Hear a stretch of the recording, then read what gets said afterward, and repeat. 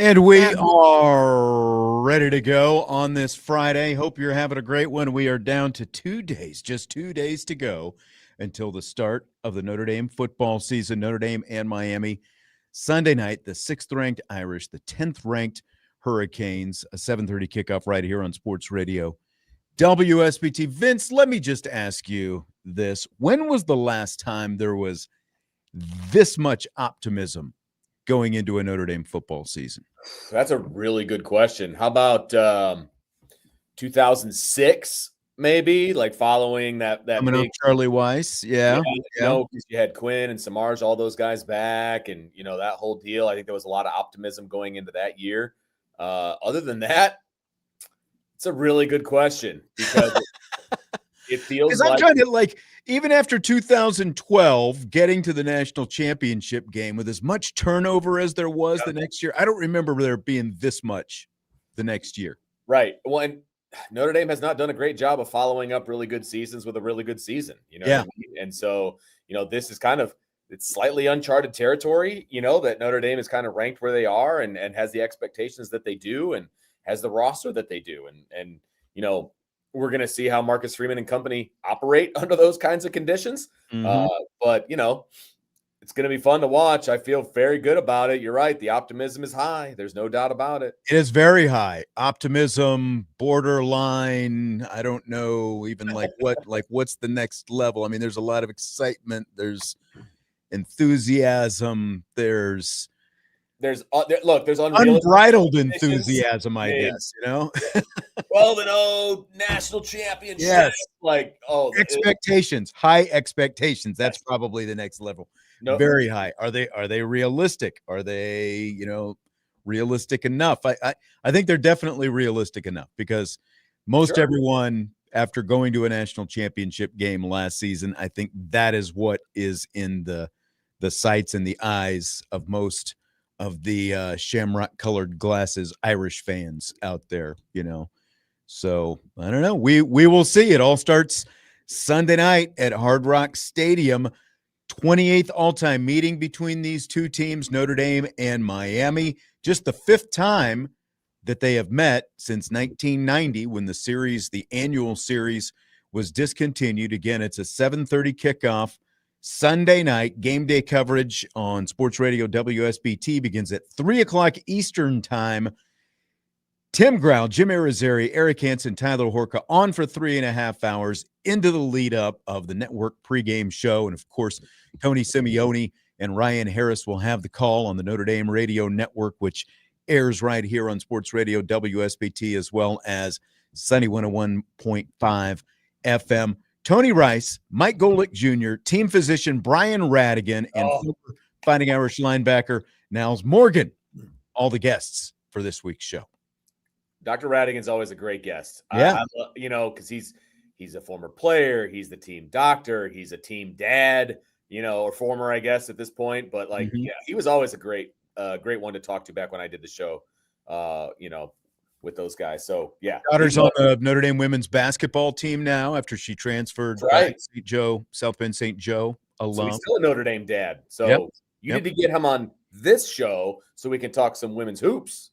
We'll have to do it sometime. For sure. I mean, the best part is he's called us from the parent tailgate before, been on the show. He's awesome. I love beverage in hand, icy cold Budweiser. Yeah, there you go. Yeah, Watch radio, baby. That's right. So tune in for the all-new revamped game day show before every Notre Dame game all season long. Again, 3 o'clock Eastern time is when the events kick off right here on Sports Radio WSBT, the WSBT app, and the Sports Radio WSBT YouTube channel as well. You can find it all over the place. So Marcus Freeman talked with the media a little bit today, did his Zoom call. Do I need to clarify that this is usually a Thursday thing and now it's Friday because of the Sunday game and all that? You shouldn't have to, but you might as well. Yeah. I was thinking about it, for our purposes, it would actually be nice if it was on Friday. I think, all the time, because I know, right? I'm sure there's too many other things going on Fridays in general because they're traveling, if they've got a road game and if they're at home, there's all kinds of other things that are going on. on Friday. But we got to talk to him today for the final time before Sunday's game in his Zoom call, and I asked him what he's seen from CJ Carr this week that tells him that Carr will be ready for the moment, making his first career start, road environment, the whole thing, Sunday night in Miami Gardens. Well, I think that, a lot of the things he's done in the past and since he's been here has told me he'll be ready for this moment. The fall camp has told me he'll be ready for this moment. This week's been really good. He's done a really good job at doing what his coaches have asked of him to do. As I've told him, there's growing pains of elevation that every person has to go through. And it's never going to be how we dream about it. It's never going to be how we foresee it. But I truly believe that we can expedite the process of getting better, quicker.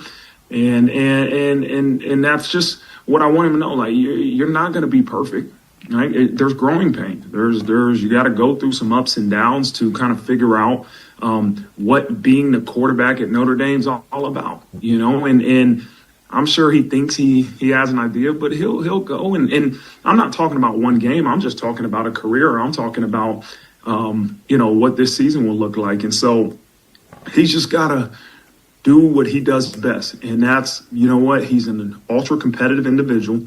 He's a natural leader, has extremely strong arm strength.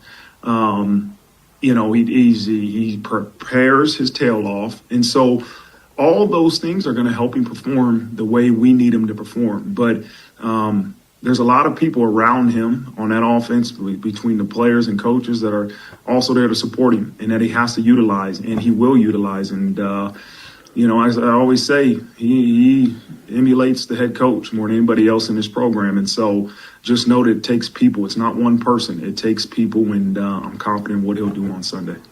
So a long explanation for Marcus Freeman there on CJ Carr. He was ready to go. That was the last question of the Zoom. Like, nobody else asked about CJ Carr, and I felt like he's making his first start. We got to ask something, right?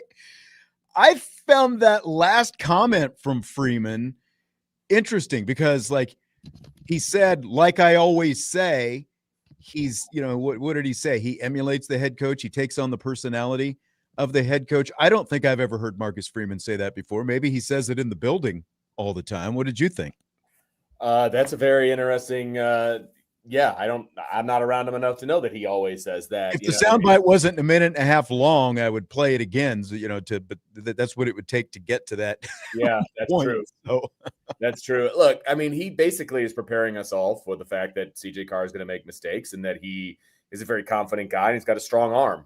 Like, okay, those are all things that we knew, and he knows it going into this and knows it by making him the starter. And there's going to be growing pains. I think he said growing pains like 4 times.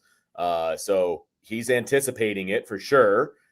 And we all should as well. But there's also going to be a lot of wow plays. And that's why CJ Carr. Wow plays. That's why CJ Carr is a starter, man. Like, yes, there's going to be growing pains, but there's also going to be those wow plays that I can't wait to see. It's funny that you read into it like he was setting us up to be ready because he talked about growing pains. Like, I looked at it as a glowing review of CJ Carr, and like he was kind of preparing us for this, like to see some greatness. Now, to your point, he did mention the growing pains. He talked about the growing pains of elevation, and I assume by that he means going from high school and into college. Now you're elevating a level, and that is a step up, as we've seen from everybody. But they've got the confidence in this guy, competitive guy, strong arm. He made sure to list off all of his strengths and everything else, and prepared the whole thing. Like, they're obviously very confident in CJ Carr. I saw in your prediction, sticking to your guns. You think Carr's coming out slinging in this thing? I think he's gonna. I just don't see a world where he's just gonna sit there and hand off the ball all night long. I just don't see it. I think he's gonna push the ball, man. He's a competitor. He wants to throw the football.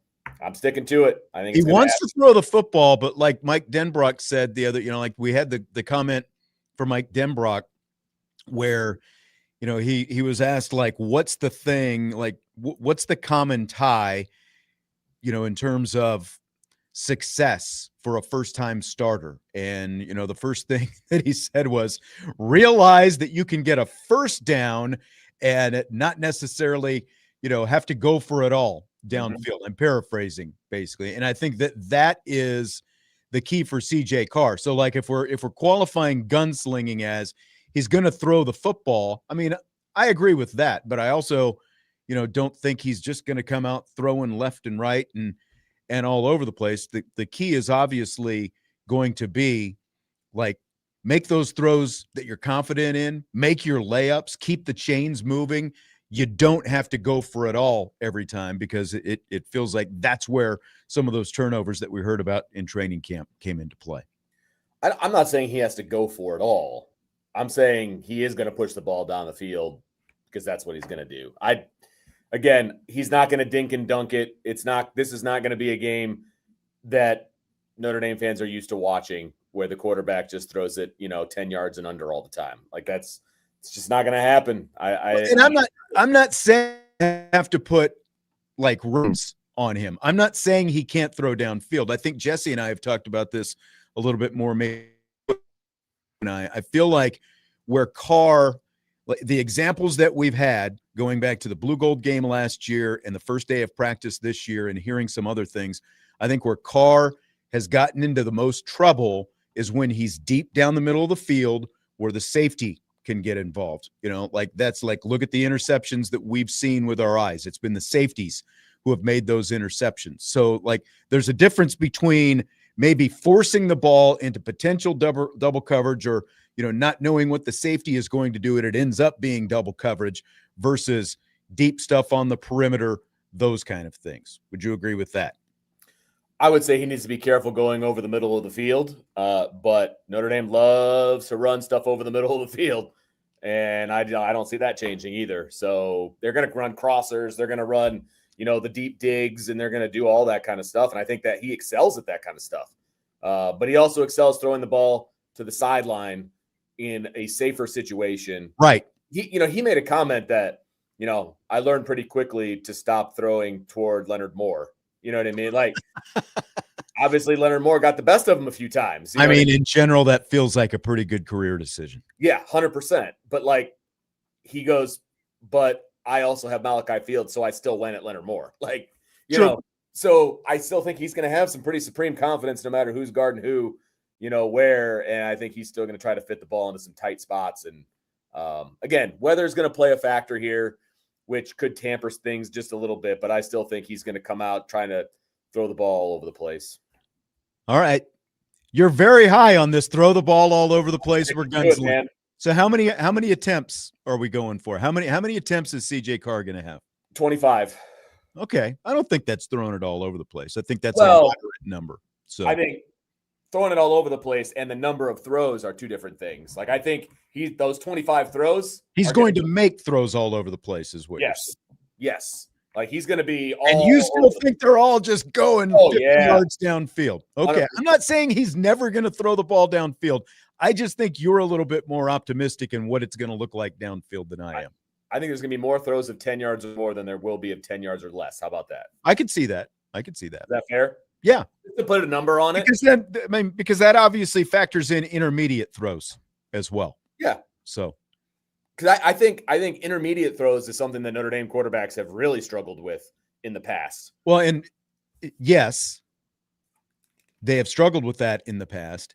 And on top of that, the yards after catch has been minimized, I think, for the last few years. And I think the way CJ Carr throws, his anticipation, knowing where to throw to give the receiver the best chance to not just catch the football, but get something after, I think we're going to see a lot more yak this season than we've seen in the last several years. I think that's fair. I think when we're talking about crossers and things like that, like hitting guys in motion, allowing them to run after the catch, like he's a very accurate quarterback, which Notre Dame hasn't had in a while. Mm-hmm. I think he's going to allow, with the way he throws the football, allow those guys to run after the catch a lot of, too. So, look, we've heard that the receivers preferred CJ Carr. Not that had anything to do with the decision, but I think that they're going to go out there and make some – not that they wouldn't have made plays for Kenny and all that. Like, don't read into that.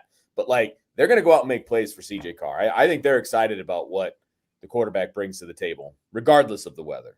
Bobby is saying 20 pass attempts. John is saying, or Bobby said 21. John is saying 20.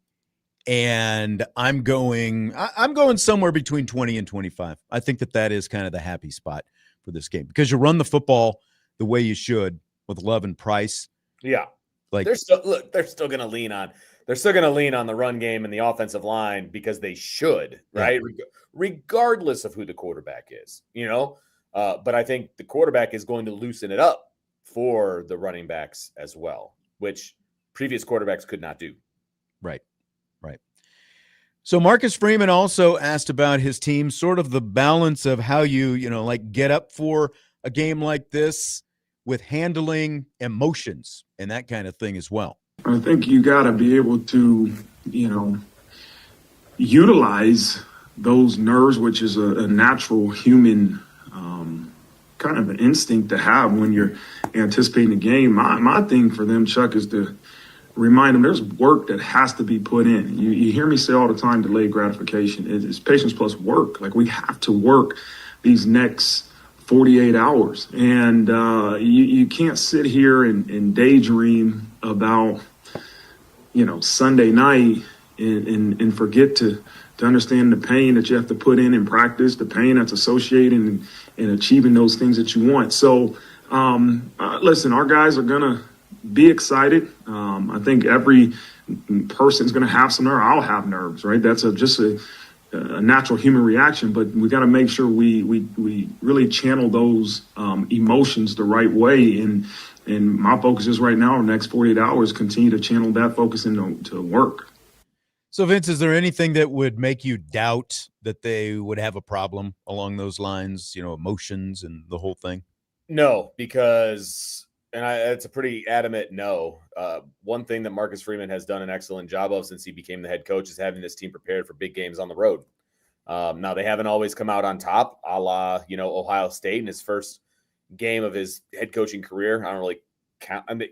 First game of the regular season of his head coach. Roster, that quarterback, they weren't ready for that at that point. 100%. They were close. They just weren't ready for that. But I think they may have even overachieved in that game because they were mentally ready. Kept it close the whole way. Yeah. They should not have been that close in that game. Yeah, and by ready, I just meant again, like roster structure and the whole thing. Oh, for sure. Wasn't quite there yet. Oh, completely agree with you. And because they were emotionally ready and prepared, I think it got them closer and made that game a lot closer than it probably should have been. So I have full faith in Marcus Freeman to have this team prepared. That is, if I was listing out my list of worries for this game, that is probably not even on the list. Or if it has to be, it's very low. I mean, look at last year, Texas A&M. He knew exactly the right buttons to push. Young offensive line. He was out there hyping the line, going out there on the field. He knew what he had to do. And just in general, this has been, with very few exceptions, a very good road team that Marcus Freeman has had. And he has opened up the season away from home. This is his fourth year. This will be 4 times, one neutral site game in Ireland, of course, but this will be his 3rd true road game to open a season. They've always been ready for it. So, yeah. I mean, next time we have a game to talk about, if Notre Dame can come out on top in this one and they're 1-0 and going into, Texas A&M, home game, first one of the season, it might be a little bit of a different conversation because they haven't really been ready for the first home game of the season, so we can have that conversation later, obviously, but got to get through this one first. Yep. We're going to take a timeout. We'll come back. We'll hear more Marcus Freeman comments, including weather preparation. It is supposed to rain in South Florida this weekend. And did you know there's another game the day before Notre Dame's game against the Miami Hurricanes in the same stadium? We'll hear what Marcus Freeman has to say about that in terms of field conditions and everything that comes with it. Budweiser's weekday sports beat with IrishBreakdown.com with Vince D'Addario. I'm Sean Stiers. More coming up next.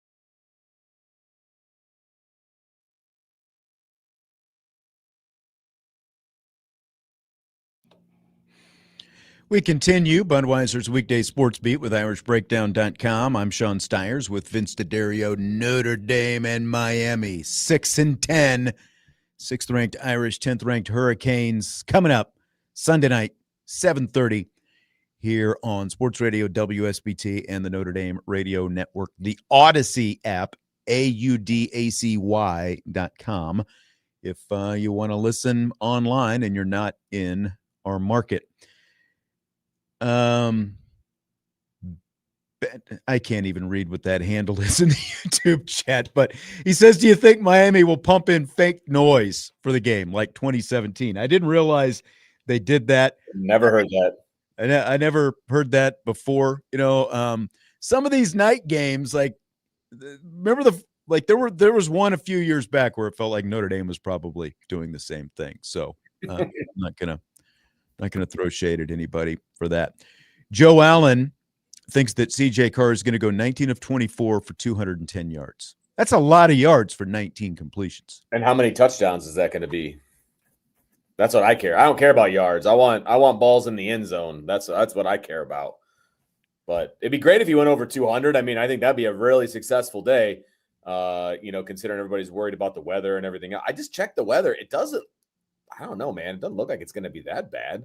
It's a bad bandana man is what people are saying in the chat for that. Joe says 3 touchdowns. I guess the weather forecast is getting better.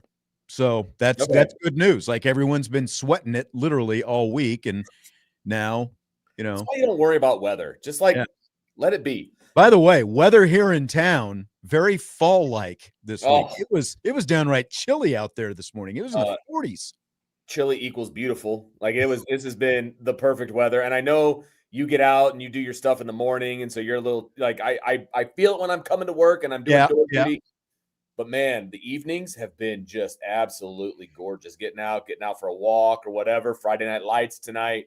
The weather is perfect. I love fall weather. And this is it right now. Yep. Usually it's hotter than you know what around here. And that is not the case. It is beautiful.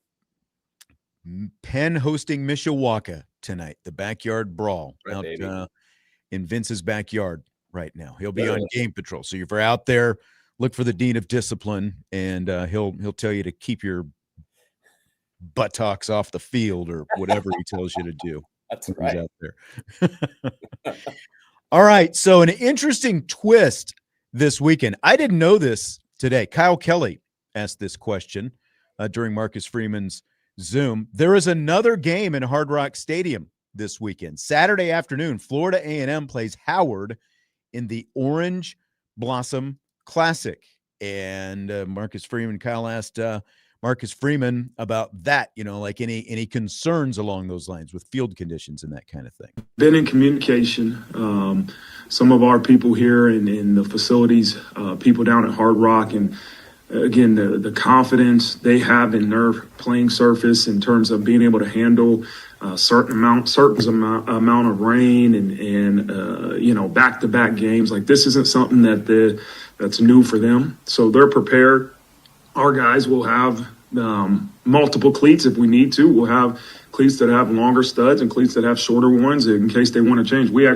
Some of our guys change cleats for the Orange Bowl. So it's really just, I'm not worried about the game before. I'm not worried about, the field surface. It's just the comfort our guys will have in playing on grass. We practice on it, but practice and playing on it are two different things.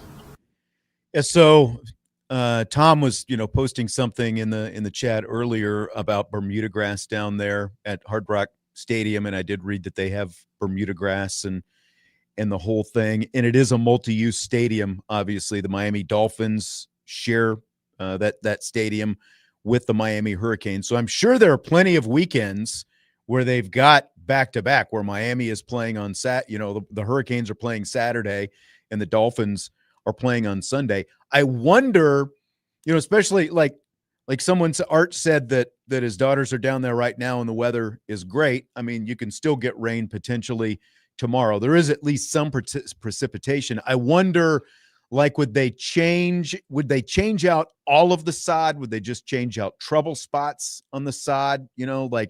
How they would handle that if the field does, if it gets wet tomorrow and the field does get chewed up a little bit out there. I don't know. Yeah, I don't know how they deal with that. It sounds like, just based on that very simple answer that Marcus Freeman gave, is they literally have every box checked. They were bringing multiple cleats. They've been practicing on grass like that. This is not a built-in excuse for Marcus Freeman and company. So I'm not overly worried about it, because Miami's got to play on the same turf. So I mean, that's exactly right. Both teams have to play on the same turf no matter what. You hope that it is in pristine condition, since it is the season opener. And no offense, to Florida A&M and Howard in the Orange Blossom Classic, does feel a little odd that they would be playing that game the day before such a high profile game between two top 10 teams down there.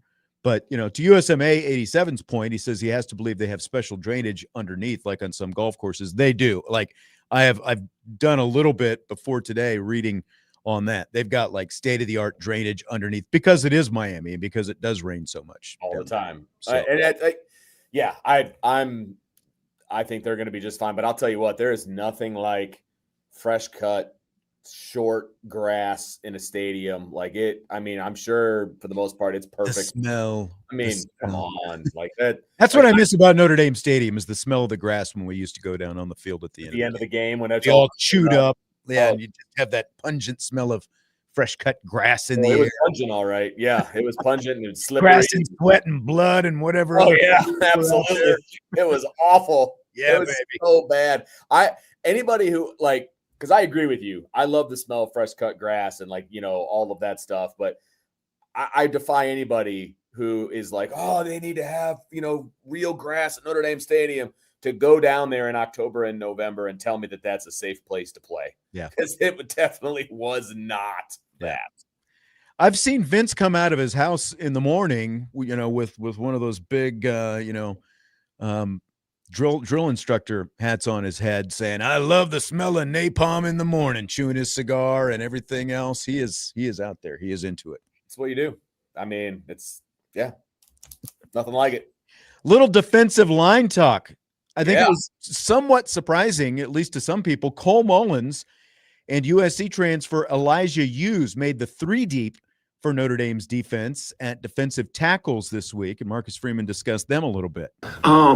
Those two have had a great training camp. You talk about Cole, a guy that didn't get to practice a whole bunch last year because of some lingering issues from his knee in high school. And, I think he messed it up a little bit last year, but he's developed tremendously. He has really done a great job in practice of earning trust. And the same thing with Elijah, a guy that transferred here in the spring and, is continuing to learn the system. And, those guys are continuously working or practicing hard. We'll see what their role is in the game, but I'm very confident if they're in the game that they'll get their job done. All right. Confident in Cole Mullins, a redshirt freshman, and Elijah Hughes, the transfer from USC. Some people were surprised. Armel Mukum, no Sean Sevillano Jr. on that 3 deep depth chart. I mean, what do you think at this point, Vince? I have never heard a coach be so confident in a position group that the media and fans are not confident about. It's amazing. He was raving about these guys earlier this week. Because if it was an issue, I can't imagine he's putting out a bunch of false narratives about how good the defensive line is. So it's like we kind of have to take his word for it at this point, because we certainly didn't get to see anything, during fall camp to tell us, one way or the other. And so, I mean, he was adamant that this is the most improved group. This is the best group he's blah, blah, blah, blah, blah, all the flowery language that he was using. So I'm kind of fired up to see this group. He's not a false bravado, false praise type guy. No. Like I said, if he doesn't have the kind of confidence that we've heard him have in this position group this week, he's not going on a 90-second tangent on Monday talking about the guys at this position and not talking about these guys that, the way that we just heard him talk about Mullins and Hughes the way he is. He would throw together about 15 to 20 seconds of word salad and move on. But he was very expansive and very detailed in the praise for these guys. And what we've seen backs that up as well. Limited, obviously, but what we've seen backs up what he's talking about. Yeah, I mean, I'm excited because they rarely go 3 deep in a lot of spots, and they went 3 deep here, and so they're very confident in the guys that they've got. I mean, they've got 12 guys on the depth chart on the defensive line. That is crazy depth. Yeah. That they're counting on to do good things when they're in. So obviously, it's not going to be even snaps all around. This isn't 8-year-old Pop Warner, but at the same time, it's like they're counting on these 12 guys to all play a role.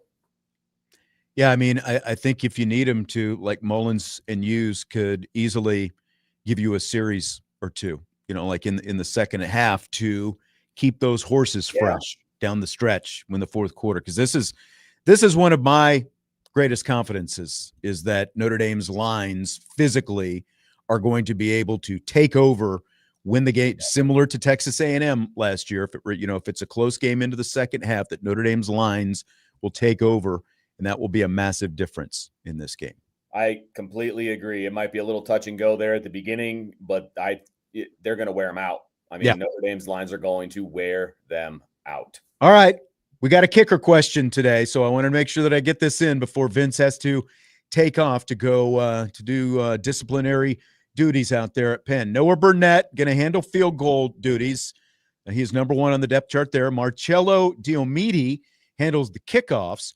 Could freshman Eric Schmidt maybe kick field goals at the longer distances? No, right now, Noah Burnett will be our field goal kicker at any distance, and Marcello will be our kickoff specialist. Eric is a guy that has a huge leg. Right now the plan isn't to play him as of today, but we have a lot of confidence in that entire room. All 3 of those guys. And if it comes to a point where we feel like somebody might give us a better opportunity to make a field goal from a certain distance, then we'll do that.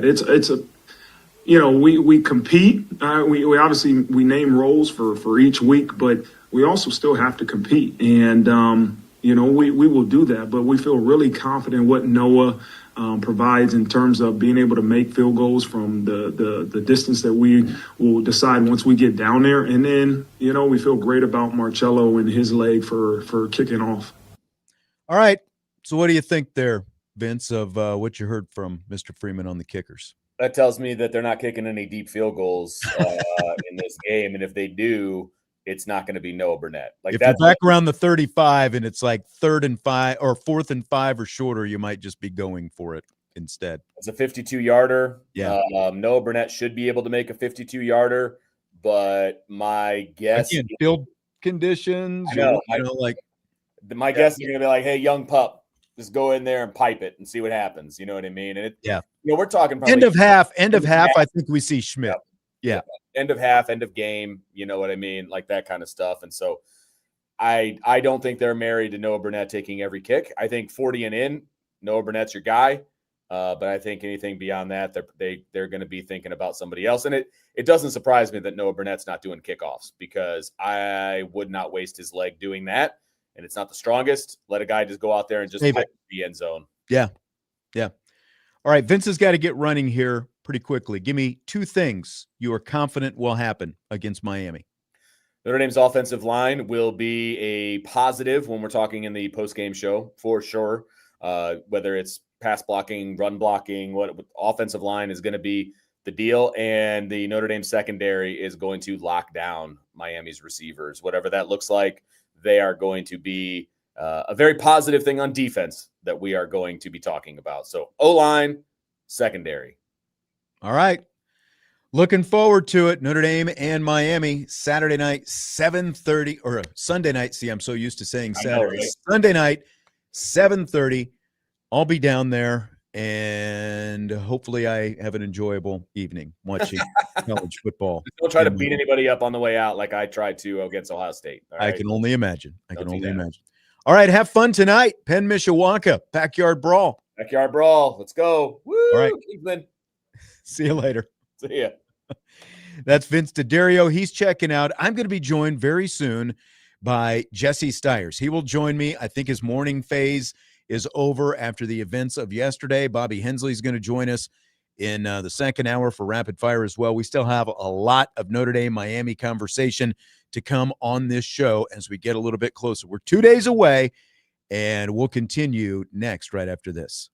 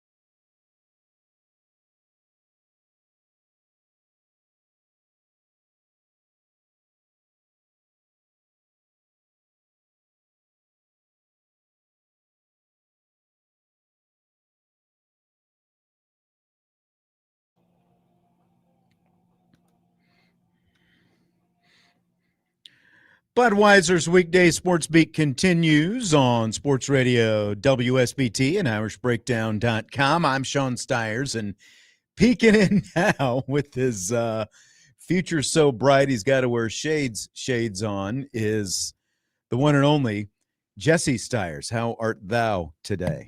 I'm in a much better mood than yesterday. I can tell you that. right off the bat. Have you been, I don't know, something? No, I've Okay. it's the start to a Labor Day weekend. I've come to grips with yesterday's transaction. I watched the Notre Dame football hype video that came out this morning. I told you guys about this earlier in the week. This is officially when the hypeness sets in for me. We're almost to the weekend. We got great football tomorrow. We have even better football Sunday evening. I'm fired up now. All right. I'm glad. I'm glad you've made a turnaround since yesterday. It was hard today watching all the hot take people on TV with all of their. You just got to ignore it because it's just so easy to pick on the Dallas Cowboys. So just ignore it. Everyone's gonna have a hot take. I feel like you're still a Dallas Cowboys fan though today after your proclamation yesterday. I'm bought back in. Okay. I listened to my boy Jerry yesterday, and I'm back. You bought it. Okay. I want to play something for you here.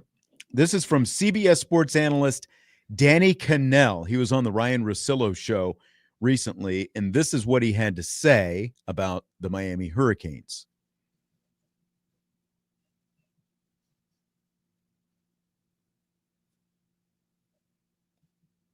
It appears that it is not playing.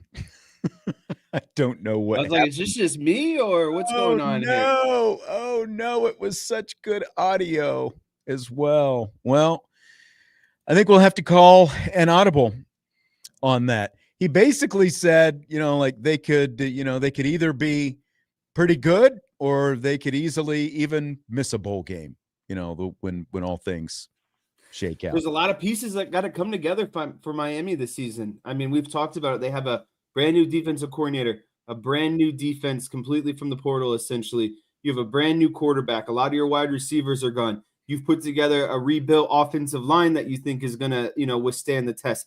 There is so much newness to Miami, and for all of this to come together in one season, it's hard. I mean, it's hard no matter where you're at. I think the good programs and the good teams, you at least have to have a backbone of players that have been there. Yes, everyone's going to have some portal players, but you got to have a backbone or a foundation of guys who are true, 3-4 year starters. And I think that's what makes Notre Dame so good is they have that perfect recipe right now of guys who have been here 2-3 seasons. They have a couple guys that they add through the portal. They get a couple of these young guys to come in an immediately play.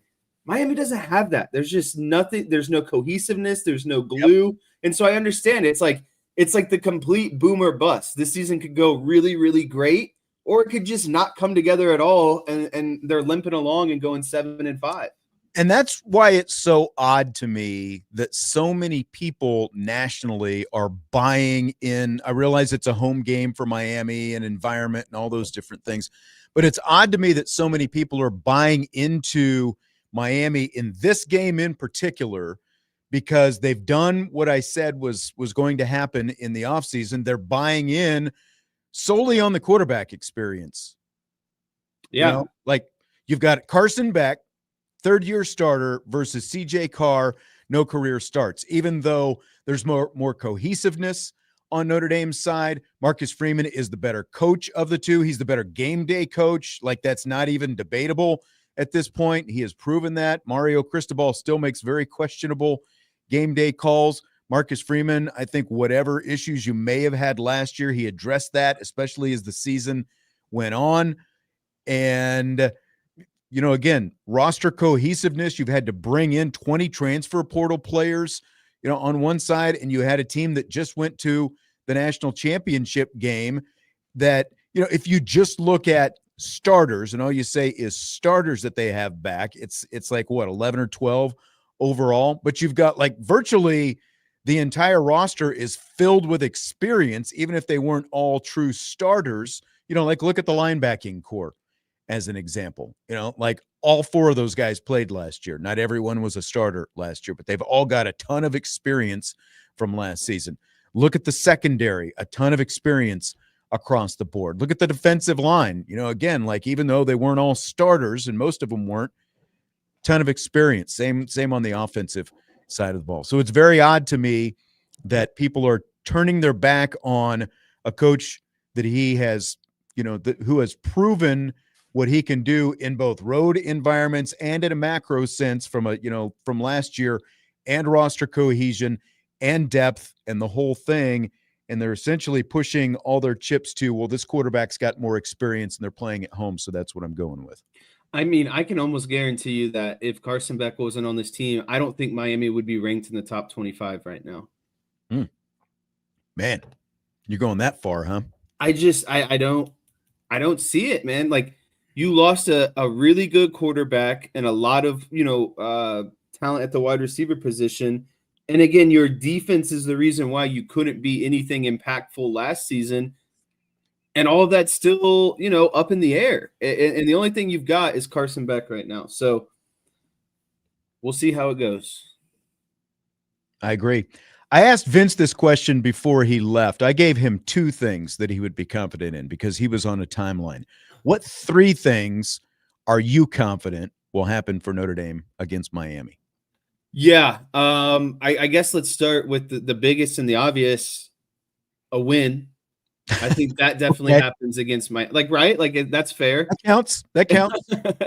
I think they get a win. I think that they dominate in the trenches, offensive line and defensive line. I think that leads to the run game opening up. And I think that the last thing, or the thing that I'm most confident in after that,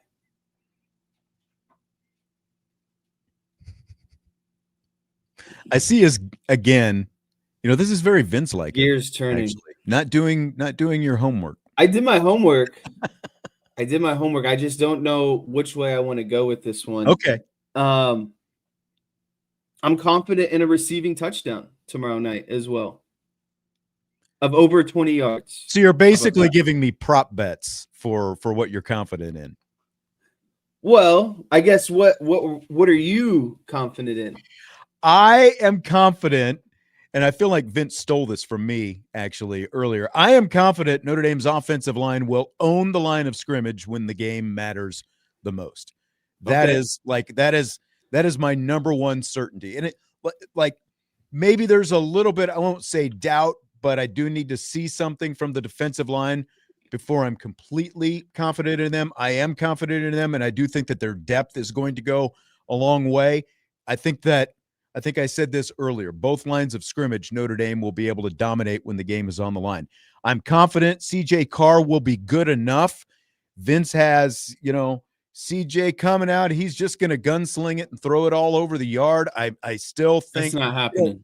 I just, especially early on, like I've seen, Mike Denbrock wants to open up the playbook and all this stuff. Like, you don't do that on the first series of the game or the first 2 series of the game. That is like, listen, Marcus, as you build a little confidence,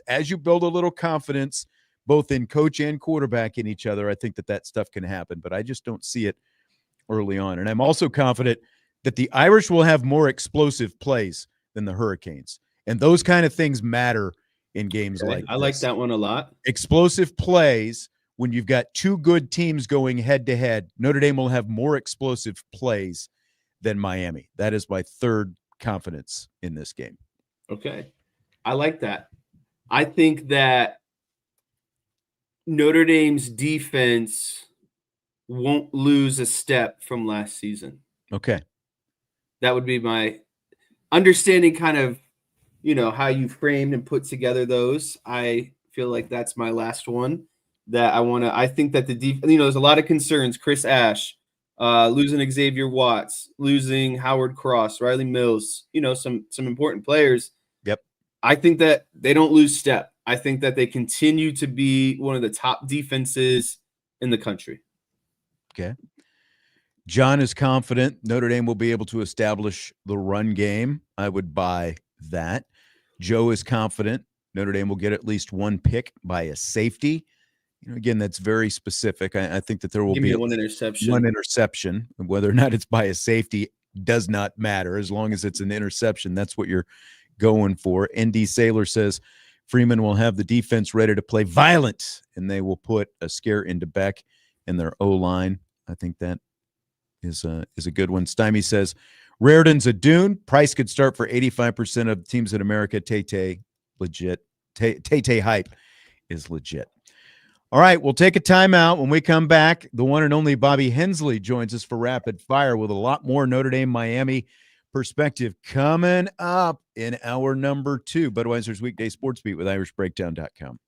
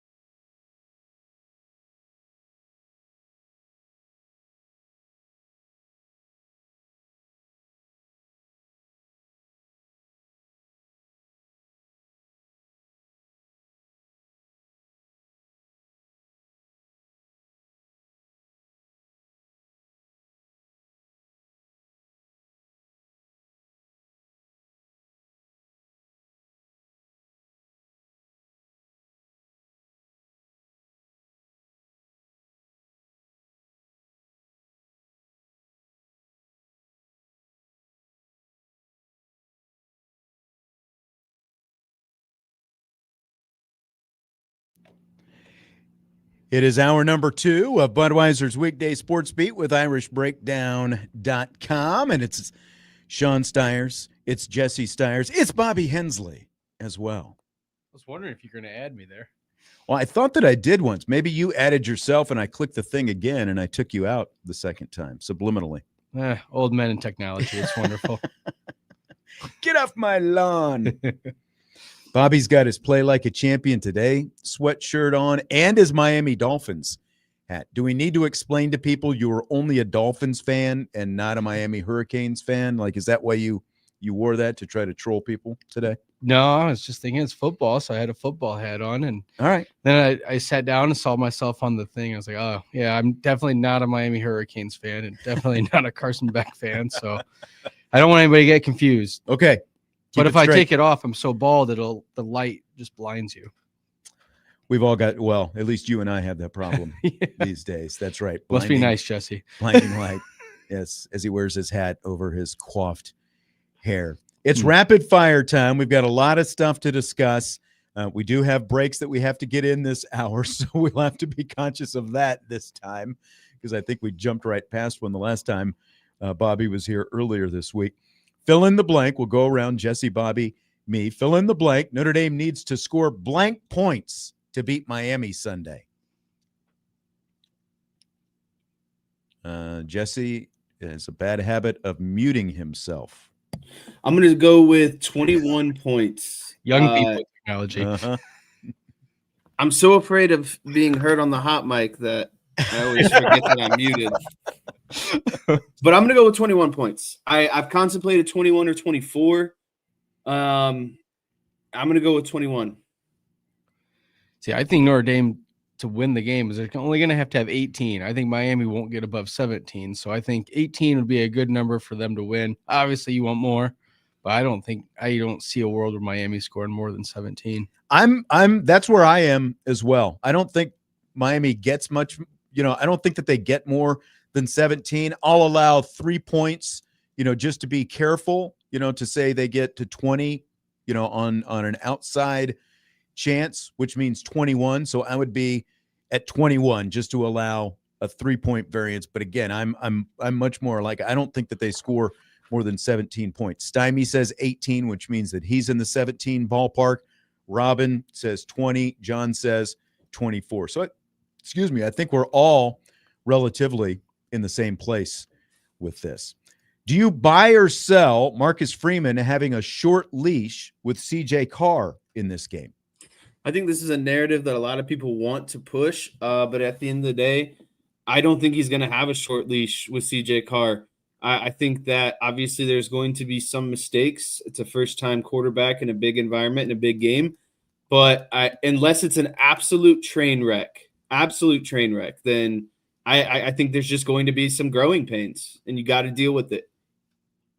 I agree with you 100%. I don't think there's a short leash because why would you name him a starting quarterback if there's a short leash? You could still go into the game without naming or saying we're going to give both of them some time if you felt that way, if you weren't that confident. I think you have to give them that long leash, and I think you're going to growing pains will happen for sure. The only way I could see him getting pulled is if maybe he's a little dinged up or something, but it's not like the backup is someone that's already established either. That it's not like you're going back to Ian Book coming back in off the bench or something. So I don't see why you would pull him. No, exactly. And I completely sell the idea of the short leash. Just because the quarterback competition was close doesn't mean you're going to have a quick hook for the quarterback, especially in his first start. Like, you would just completely be setting the wrong tone, not just for the game, but the entire season.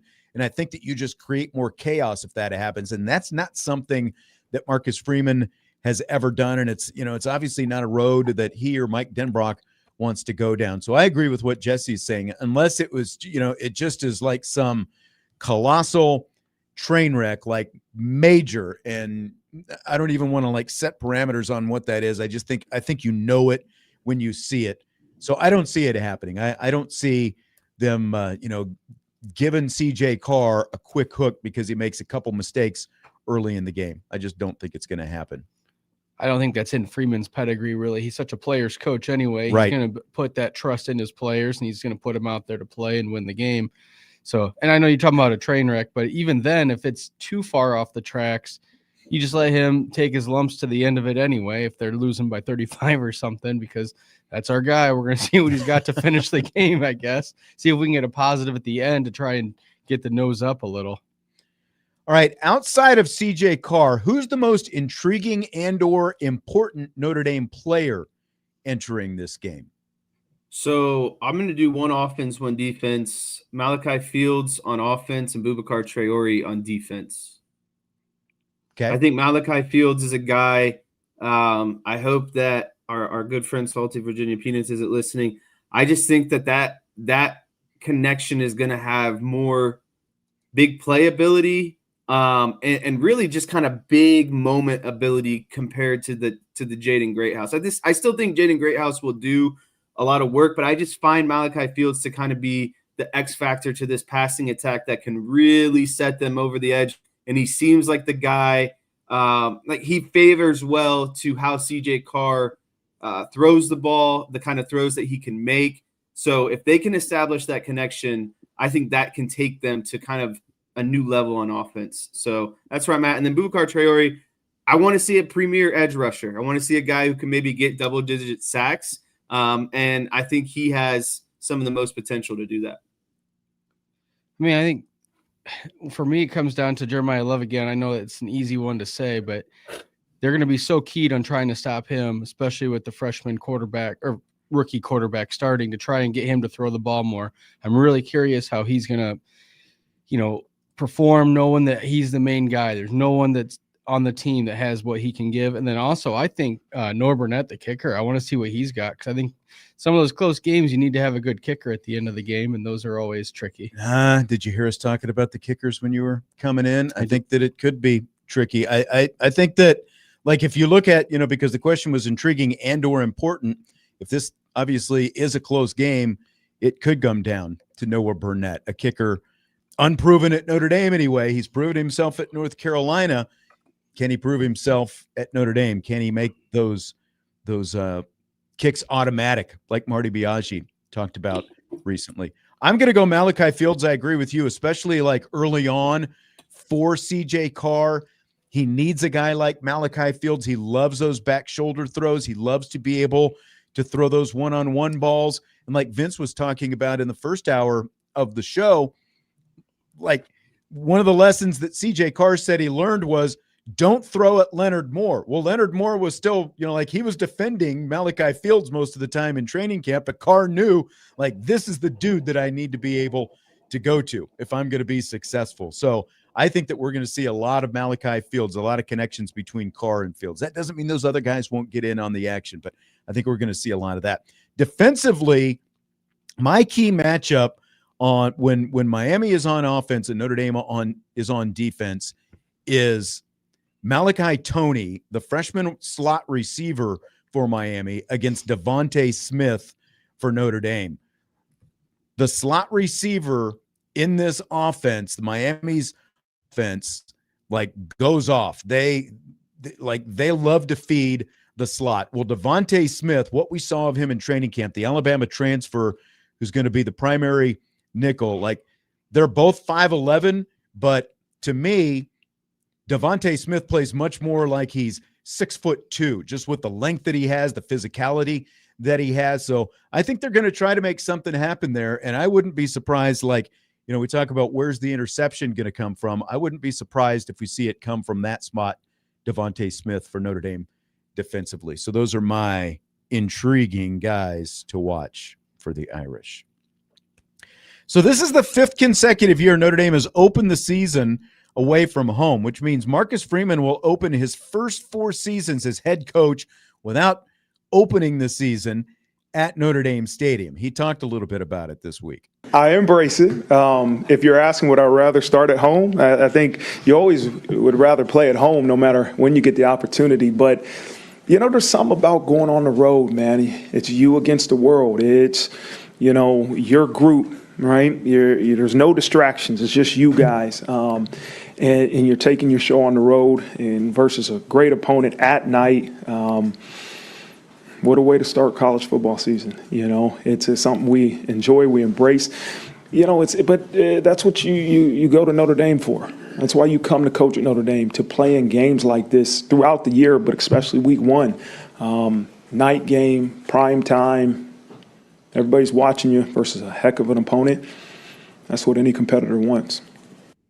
Let's make lemon. Let's make lemonade. That's like, as always, Marcus Freeman is making lemonade out of the lemons. He's always finding a way to spin it in the positive direction. But can we just get a home opener for Notre Dame already? Should you be going? Because next year they're going to open at Lambeau Field against Wisconsin, so it's going to be 6 straight years next year they open away from home. What do you guys think?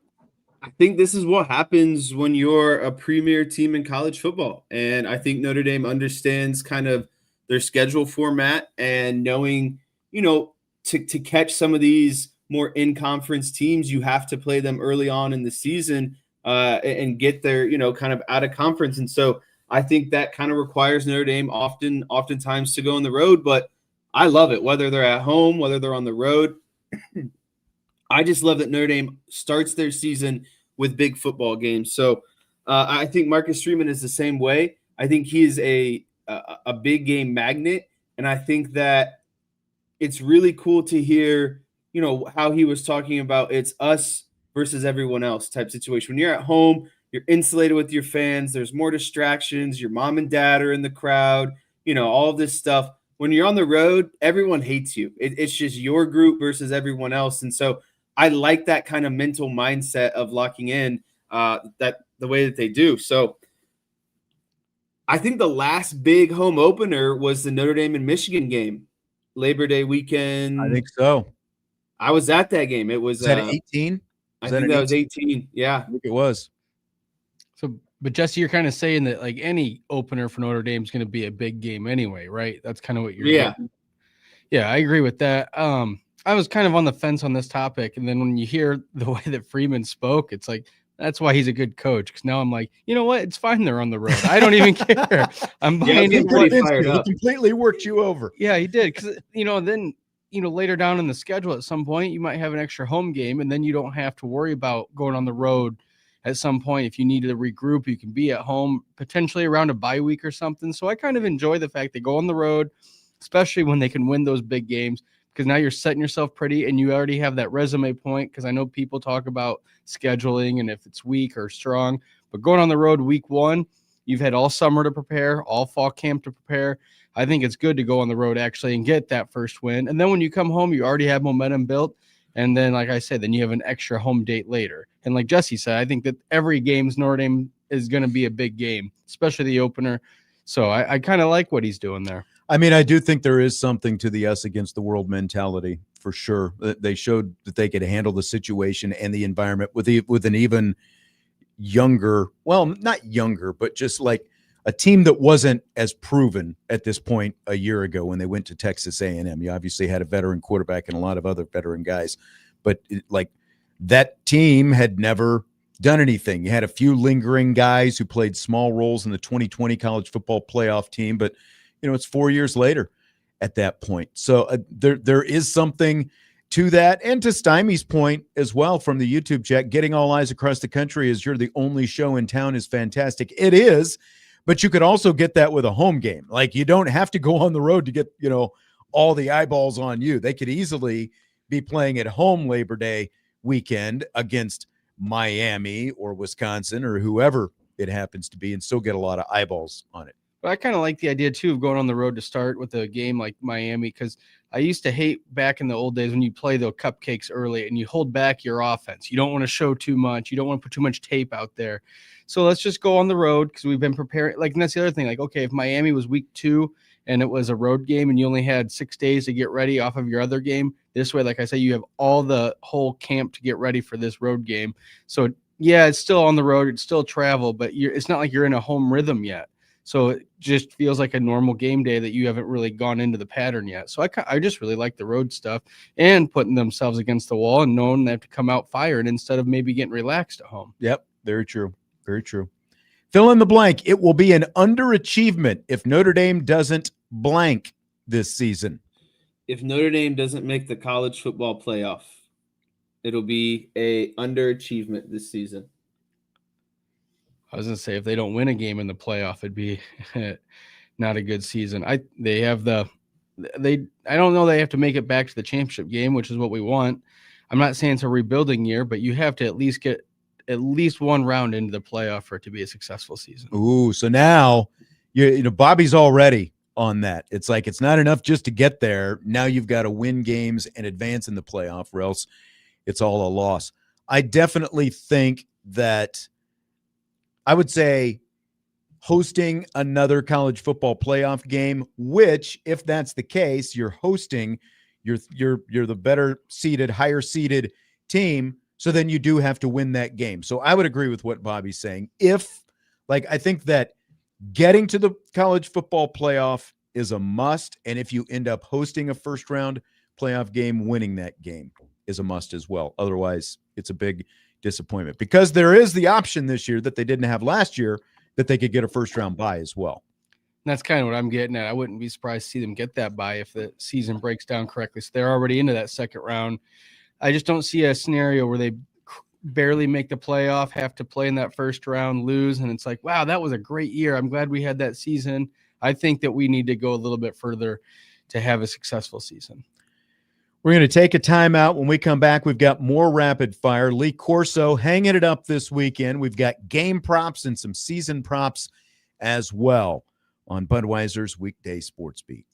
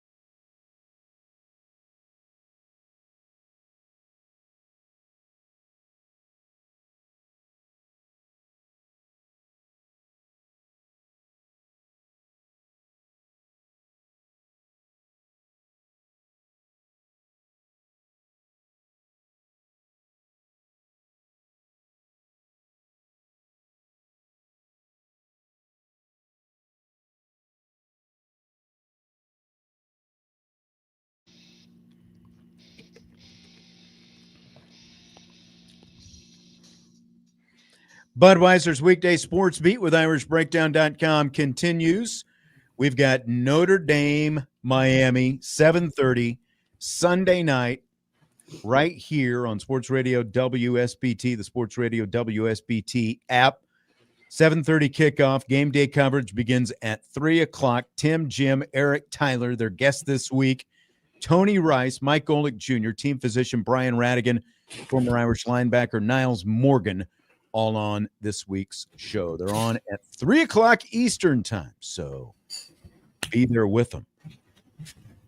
Guys, checking in. Bobby is worried about you. First of all, Jesse, he wondered if you're a little down in the dumps today. No, I couldn't be better. Okay. You seemed a little sad. You had the head down, just worried about you. Maybe the Parsons trade got to you or something. I've been running my final score prediction down. I've been kind of going through different numbers and I'm getting. I forgot to include that on the rundown, but that will be final score prediction coming up in a little bit. Okay. How many notes do you have on this, Jesse? That's to be determined as well.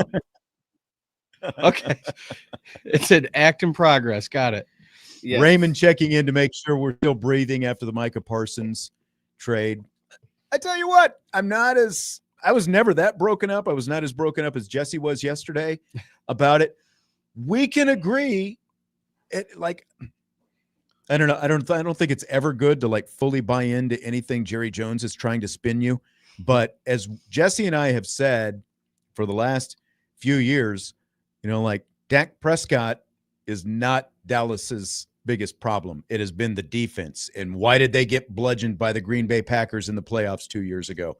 Because of the defensive line. They couldn't stop the run. Why have the San Francisco 49ers pummeled them every time they've played them for the last 4 years? Because they drove it right up the middle, couldn't stop the run. Mozzie Smith, first-round bust. He was supposed to be the guy who solved that. You've got to play the Eagles twice a year. Why did the Ravens and the horrible New Orleans Saints both gash the Dallas Cowboys last year, running right at them up the middle? Couldn't stop the run. So we'll see. We'll see if it works out. So the biggest problem isn't their owner GM, it's the defense. Well, I mean, that's a whole different conversation. We're talking about actual on-field results, like the defense. You got to get past that at some point. That's always going to be the same. Yeah. I'll tell you what, though, Jerry, anything you want to say about him, he pays people and he doesn't lie. Jerry will straight shoot you. So I listened to his whole press conference yesterday. I respect Jerry for being a guy that'll go up there and do an hour press conference after, what happened yesterday. And his closing remarks, they literally asked him, if you're a Dallas Cowboys fan, why should you not be upset about this? And I thought he gave a great answer, and it's still work to be done. And you never know what's going to come of draft picks, but I liked his answer. And to pay Micah Parsons how much money he really wanted at the end of the day, that's a lot of money to tie up into one person. You can get, especially when you've already paid the quarterback and a wide receiver. You can maybe get 3 to 5 starters out of that money. So we'll see. Yeah. Plus the draft picks. Look, as much as I like Micah Parsons, and I don't want to go too far on this, as much as I like him, what if I vented about him the last couple of years, Jesse? What have I vented about? All he wants to do is rush the passer and get sacks. He is not a good run defender on the edge, and he needs to be part of that as well. That has been and when you're trailing in games because you're getting bludgeoned, what does a pass rusher do? you know? Exactly.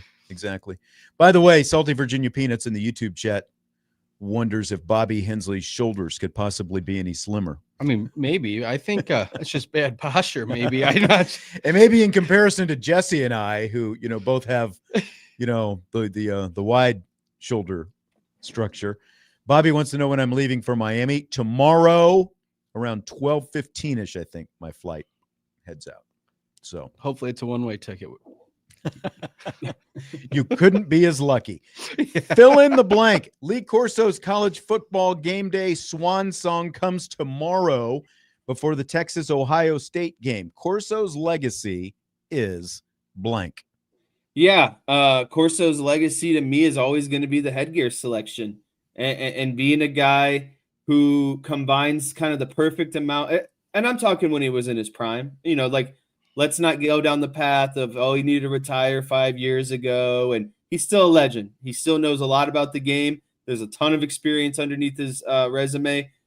I loved the perfect combination of football knowledge, but quirkiness. It was a way to make things a little bit fun, and everything that goes into college football. I think he had the perfect combination of having fun, a little bit of quirkiness, but also providing really good analysis. Yeah. I mean, you said headgear. That's exactly what I was going to say. So I'll just make it a little more vague and say game day, because I think that game day has become a brand in itself for ESPN, and it wouldn't be there without Corso. I mean, when they did that first road one in traveling the game day show, I guess, because it was just in a studio with one monitor behind him at the beginning, and Corso and his charisma and his passion is what made it grow from come into the Joyce Center for one game and then every week, and it just keeps growing. And it's insane how long he's been on that show and how good. And yeah, it's going to be the game gear the headgear on game day and the picks. Like, it's weird because like my generation of people don't even know he was a coach unless you go look up like what he did before game day. So I'd say game day is going to be his legacy. Yeah, I mean, it's entertainment, sweetheart. That was his mantra. It's entertainment. It's not just being on TV and X's and O's and breaking it down. It's actually being an entertainer. And I think that it's funny, like you say that like people don't realize that Corso was a coach. What's interesting about like Corso and Dick Vitale, who in those two sports, college football and college basketball, were probably the greatest combinations of both, giving you information, but also doing it in an entertaining way. And I think that that's what elevates any program, when you can not just have good information, but have good information and do it in an entertaining fashion. And obviously, the headgear became his shtick, and, it kind of carried him a little bit farther down the road, I think. But I think it's the entertainment facet of it that I think is going to be his legacy. Well, and it's crazy as somebody like that and Vitale as well, but how they transcended the game. It's changed so much from when he was a coach, from when he started being on game day. The fact he's able to hang in there and still give picks and still make it fun and still understand the game, that's absolutely insane to me, because he's had a long run there. Longer than Jesse's been alive, probably. Yeah, Jesse, I don't know what you're doing over there, but people changing his score prediction. Leave him alone. Calling you out in the chat right now. What? Well, yeah, there might be a show going on in front of you right now. It's fine. I gotta write stuff down, or I'm gonna forget these great points that I'm about to make. All right. What do you got? Fire one away. Bring them anytime. Yeah. Your first one. Your next one will be your first one, I think. Wow, that's unfortunate. I'm just glad you're mean to everyone. I thought it was just me. Oh yeah, and well, never mind. Game props for words, huh? Game props. Notre Dame, Miami, the Irish -2.5. What are we liking there? Easy cover. Easy cover. Well, Notre Dame wins by way more. Okay. I don't think that's a question. Over under in this game is 49.5. And I don't know if maybe this is what Jesse has been diagramming over there. Do you like the over, the under on 49.5, Bobby? I always like the over. I think it's easy once you get points going. You get into a beginning of the year game, I could see it becoming a shootout. So 49, I could see a 35 to 21, 28 games. So I could see them getting up there in points. I think this ranges from about 46 to 54 points, just based off of some numbers I've been crunching here. But I like the under in this situation. I don't think Notre Dame doesn't really blow out a lot of teams, if we're being honest. They don't really put up, unless they're, playing a really inferior opponent, they don't hang a lot of points in a lot of these kind of meaningful games, I might call them. And I don't think Miami's offense is going to get its wheels spinning a lot either. So, I'm going to take the under in this one. It's going to get close, but I'm going to take the under. Another facet would be the weather. I haven't seen an updated forecast, but I know it was looking pretty nasty. Bobby. Supposed to be better, not supposed to be as dire as all the predictions earlier in the week, but like that can still change at a moment's notice. So we will find out on that. But as of right now, it's not supposed to be that bad. Again, I don't see Miami getting over 17 points. As I said, for a margin of error, I'll give them 20. So even if it's 20, I like the under on this. It's a lot of over-unders that I've seen are right around this number. So I don't know if that just means Vegas isn't sure going, like what everybody's going to be. And it's like first game of the season and stuff like that. I like the under, though. I know there's a lot of very optimistic people in the Irish offense, like Irish Gordian not saying 37-20. I think that for Notre Dame is a little bit on the high side. Unless, again, unless turnovers become a factor in this game, like big, like game-changing type momentum turnovers, I don't see a whole lot of points. So I like under 49.5. Well, I'm curious how you two feel, because we all said that the Notre Dame will cover and win the game, but 1 to 10, how confident would you feel betting money on that? Oh. Come on. You're asking Jesse this question? Yeah. Come on now. Which one? The money line, the under, the spread, all three of them? The money line. The thing is, I don't have enough money to make this interesting for my, like where I would actually win anything on the back end. So it's this has been a question in the group probably chat have today. To buy some points. Yeah. I feel Notre Dame being a money line at -130 is pretty disrespectful, and I've been contemplating what I want to wager on this. Probably maybe a couple hundred, if we're being honest. Oh, okay. That's what I was wondering. So, so you're pretty all in on that. Does the fiance? Does the fiance know this? No. That's what I want to know. No. Oh, she just peeked around the corner. Oh. Hi, honey. How are you? Well, but then does that number change when you put the spread in there? Or are you still super confident with that? I'm still pretty confident in that. I think if they win, they win. It's not going to be this close thing. All right, some individual props. Carson Beck's over under passing yards, 239.5 yards. This gets tough. I know we should be quick with these, but this gets tough because you don't know about garbage time at the end. They're going to want to run the ball too.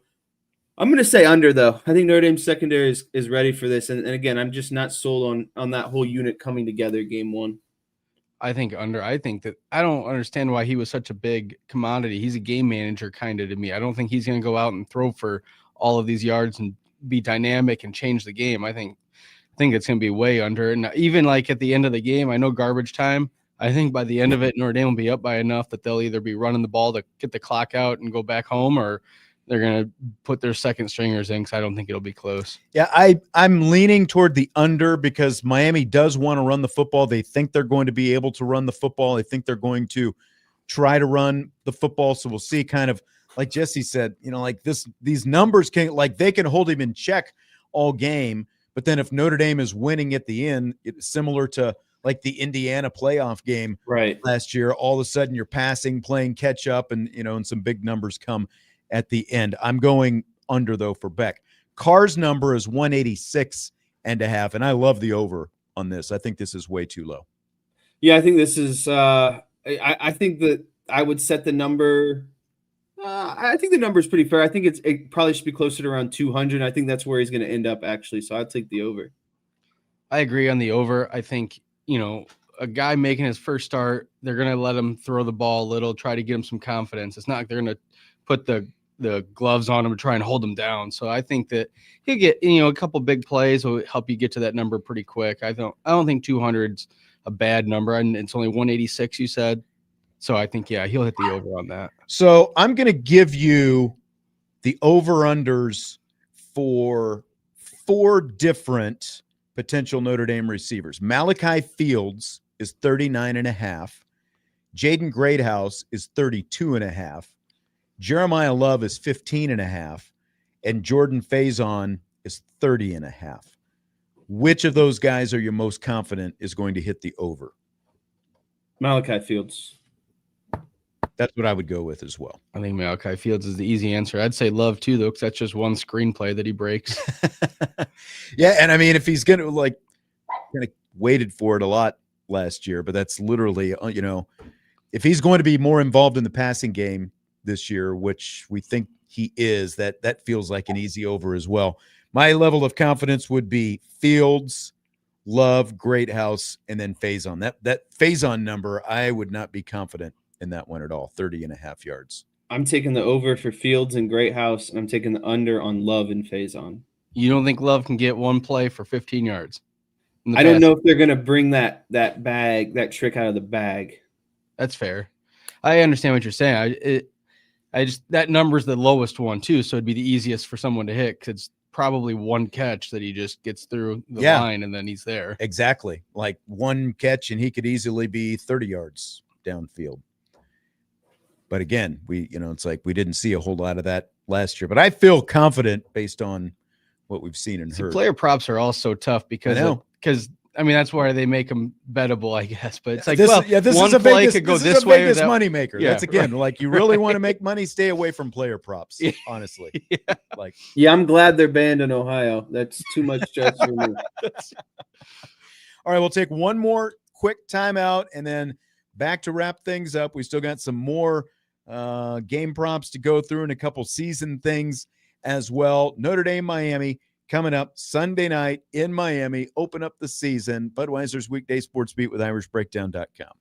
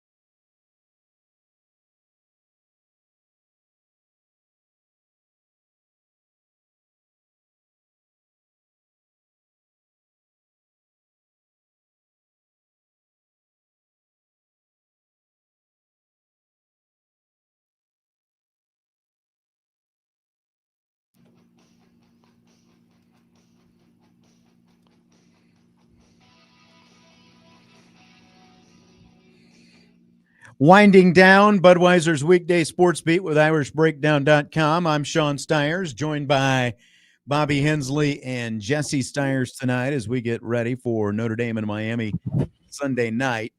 Just a few more game props that I wanted to get through here, and then we can make a score prediction as well, because I know Jesse has been working very feverishly. I feel like he's on that game prediction. Did you see that Shane Gillis on the injury report? Is that what is throwing you for a loop on the game props? I know. That's exactly it. I don't know. Excuse me if everybody saw that. Notre Dame put out an updated injury report today. Justin Fisher, Mishawaka, local homegrown grad, he is going to be out for this game. But Shane Gillis also out. Tailgating is what number 0 position athlete. Yeah. Which is kind of funny. I'm glad they did that. All right, a few more game props to get to here for Notre Dame. Jeremiah Love's rushing total 79.5 yards, over under. I think that's an over. We know Marcus Freeman. We know there's a young, inexperienced quarterback. And we know that Jeremiah Love, most importantly, is the best running back in college football.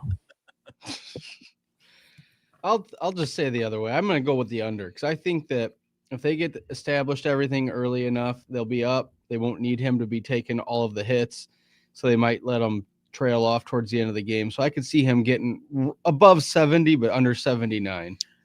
I talked earlier about my confidence in Notre Dame hitting explosive plays in this game, and I think that's obviously where Jeremiah Love comes into play. Now, field conditions, all that stuff doesn't mess with it. If the weather continues to trend in the right direction, it shouldn't be a factor. So I'm going over for Jeremiah Love. He is also, by the way, minus 200 to score a touchdown. That's one to honestly just stay away from, I think, at minus 200 odds. He is the favorite in the game. Saying it's not worth it because you wouldn't get enough return. Exactly. Juice not worth the squeeze. Jadarian Price's rushing total, 41.5 yards. I'd take the over on that for sure. I think that's the thing about Price is, we're going to see a lot of them, but I feel like he more so hits kind of those bigger chunk plays, 10, 15, 20-yard type runs. So for him, that's really potentially, 2 to 4 runs.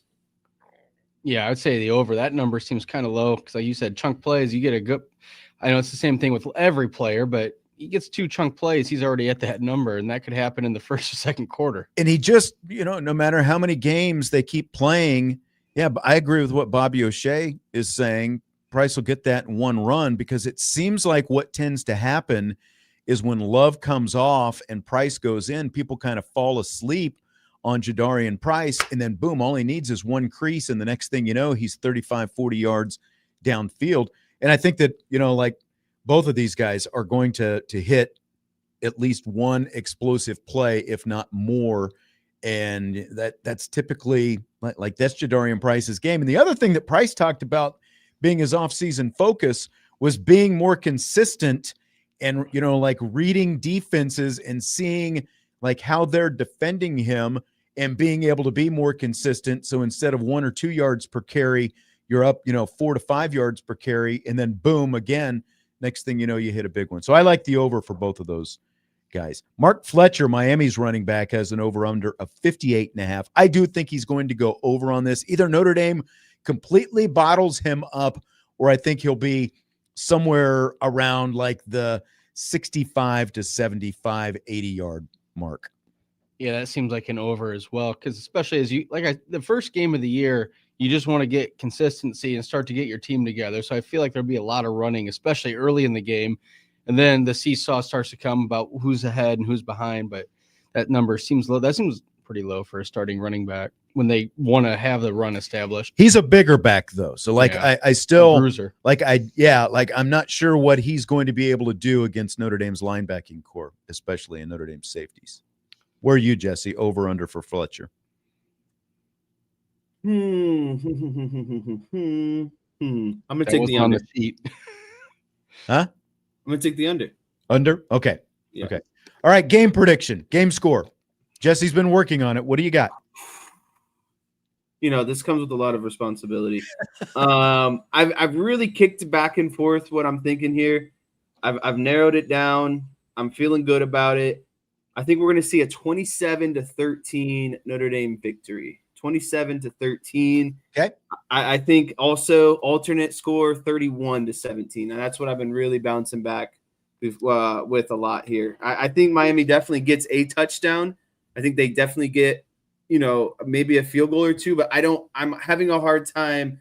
Can they get a second touchdown? And maybe that's, a little bit too much of me and whatever, but I don't know if they get that second touchdown. And I think Notre Dame gets 3 touchdowns. I'm on the teeter of, do they get 4? And then do they make up the rest with some kind of like field goal? So 27-13. Put it down on the books. Bobby? But how many do you say Notre Dame needed to score to win the game? 21. 21. Yep. So right about there. I agree with you kind of. I think 31 for Notre Dame. I think they get 4 touchdowns and a field goal. And I think Miami, I can see them getting 13. I don't think they can get above that. I think that's right about where it's going to live. I am 27-17 Notre Dame, and a lot of people chiming in the YouTube chat are kind of in the same ballpark. Joe is 24-17. Robin and John are both 20-17, so they're a little bit lower on Notre Dame. I'm a little bit higher. Ace 454 ND 35-14. I just, I've said it all week long, and I'll just repeat it again today. I just think the only path that Miami has to winning this game is, making CJ Carr make a couple of big mistakes, like turnover wise, that kind of stuff. I think that is their path to victory. They've got to make the young, inexperienced quarterback make some big time mistakes and, get some points that way. I just don't see them being able to be consistent at all against Notre Dame's defense over the course of the game. So that's why I have Notre Dame 27-17. We've got about a minute and a half here if anybody has any follow-ups that they want to hit before we I don't think Notre Dame gets over 30 because I think Marcus Freeman is still the man at the helm. I think even if you get up, Marcus Freeman is going to want to downshift this game, run the ball a lot in the third and fourth quarter. He's not going to let CJ Carr make a mistake in the third or fourth quarter that could carry over into Texas A&M. If he has a lead, I don't think this is a high-scoring affair for that reason. You get a comfortable lead. Marcus Freeman has no problem putting that bad boy into neutral and downshifting and just. And why wouldn't you? Off. Yeah. And why wouldn't you with that offensive line and confidence. Levin Price? Exactly. Yeah. Let his confidence skyrocket going into Texas A&M. There's no reason to let CJ Carr make a mental mistake. Anything, Bobby? No, I was just saying that's also why I put the under on Jeremiah Love, saving him for the rest of the year. All right. Good stuff. We will hit it out on that 7:30 Sunday night. And again, don't forget, here on Sports Radio WSBT, game day coverage starts at 3 o'clock. Jesse Stiers, Bobby Hensley. Enjoyed it as always, gentlemen. Have a great weekend. Enjoy your Labor Day, and I will talk to you next week. Budweiser's Weekday Sports Beat with IrishBreakdown.com.